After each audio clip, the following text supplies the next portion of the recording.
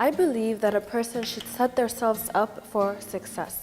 And a big part of that is planning ahead and organizing. Now, when it comes to eating healthy and preparing foods that are nutritious to you, that foods that you enjoy, and ones that are going to fill you up towards a positive life, it's very important to plan ahead and organize. To plan ahead when it comes to your grocery list and what you're going to buy when you hit the shelves and fill up your kitchen. Now, this is very crucial because in planning ahead and organizing, as we said, you're setting yourself up for success.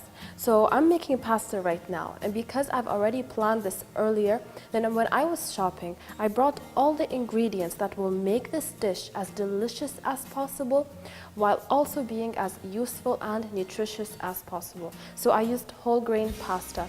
I'm using tomatoes that are organic, and I'm combining different sorts of vegetables. That is definitely the key for success.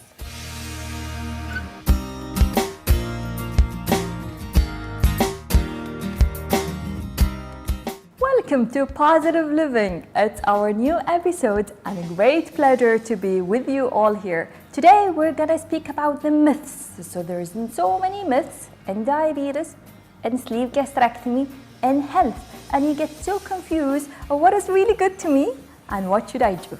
So let's start with the first myth. Breakfast is good for you. Many people tell you this, and it is the advocate that we keep telling people, eat breakfast. Breakfast is good for you. So this is not what the science has shown us. So, we do not want obese people to go and eat breakfast if they have not eaten breakfast before. So there's no evidence that breakfast actually is good and healthy for you, and that is breakfast is the most important part of the meal. And probably you've heard this over and over and over again, that you have to have a healthy breakfast.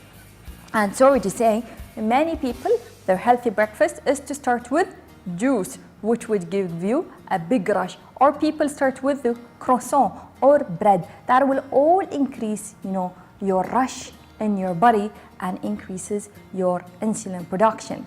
So, first myth, is it all about breakfast? Then if your body does not need the breakfast, if you've been obese for many years, do not go and change habits today and go and eat breakfast. The second myth a lot of people think about it is, what about if I switch my sweetened beverage drinks, so like say Coca-Cola, Pepsi, whatever, all these brands, to diet Cokes and diet or zeros, or all of the brands that is sweetened, artificial sweetened beverages. Actually, the artificial sweetened beverages, although they do not have the calories, but also they have a significant risk to your health. So it's best to avoid them as well. If you give these artificial, beverages to thin people, it might even cause them more harm, because you're changing the actual useful microbiota, that's the healthy bugs living in your stomach, to become, change it all from the normal flora to something else, and it will increase your risk in the future to becoming obese. So many people will wonder how, cutting calories, drinking zero, and I'm a thin person, and this will cause me to become an obese. Well, that's what the science has shown us, that these, artificial beverages are really bad for you, especially if you're thin.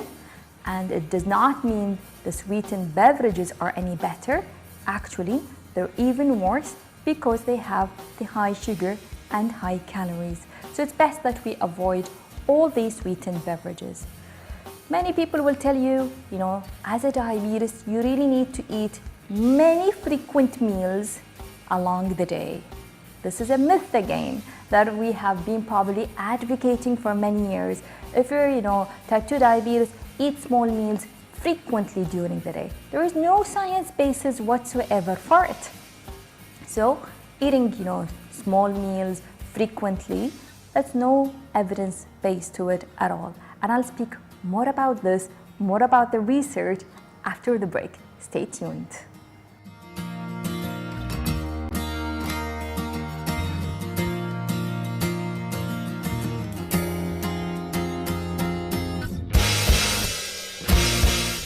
Positive living. Welcome back, and welcome back to our diabetes myths and myths in health, where we have been practicing it for many years and thinking we're doing the right thing. So we spoke about the breakfast, we spoke about sweetened beverages, we spoke about what about the artificial sweetened materials, whether it's beverages, and what about juices. So we're going to speak more about juices. Many people tell you, juices are very healthy for you.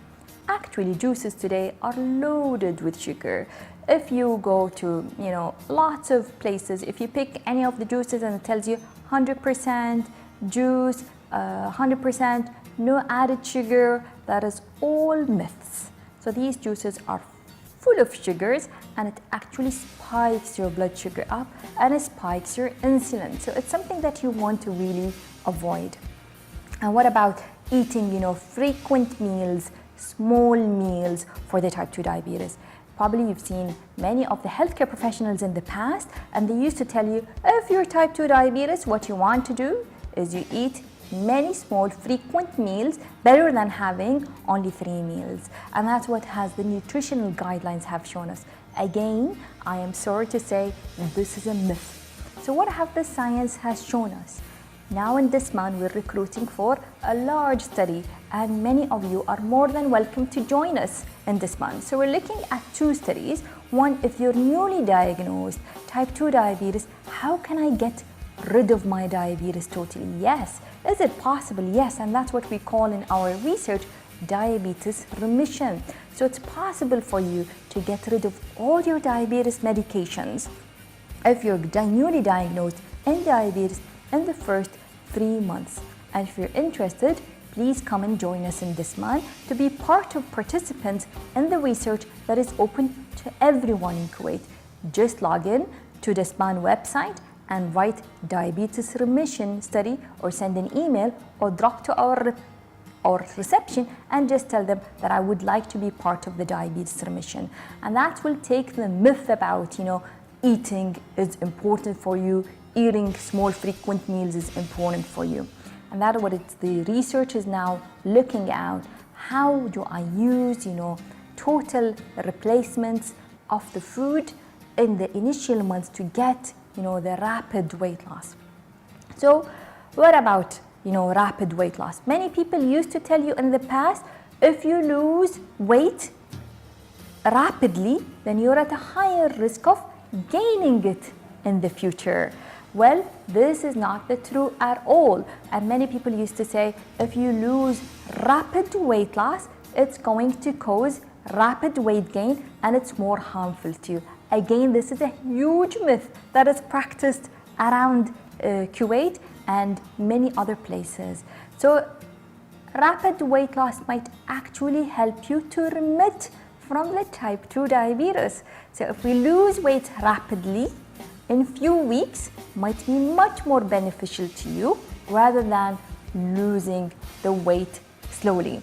So this is all about diabetes myths and positive living, and how can I really get the most out of it in my life to get my positive living together. Thank you for watching, and see you in future episodes. It's clear. So if you want to set yourself up for success, plan ahead and organize, whether it be what's going to go on your plates, what's going into the shelves of your kitchen, and what's going into your stomach. And of course, plan ahead and organize your days as well. After I'm going to finish this very nutritious meal, I'm going to actually head out to my workout.